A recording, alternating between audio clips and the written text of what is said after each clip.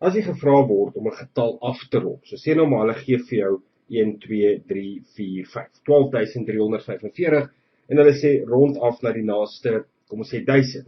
Wat jy dan moet doen is, jy moet die getal of die syfer in die duisende kolom gaan identifiseer, maar jy moet spesifiek kyk na die getal regs van hom.